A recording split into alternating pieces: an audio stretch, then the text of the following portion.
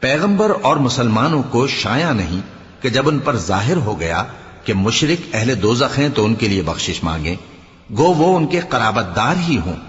اور ابراہیم کا اپنے باپ کے لیے بخشش مانگنا تو ایک وعدے کے سبب تھا جو وہ اس سے کر چکے تھے، لیکن جب ان کو معلوم ہو گیا کہ وہ اللہ کا دشمن ہے تو اس سے بیزار ہو گئے۔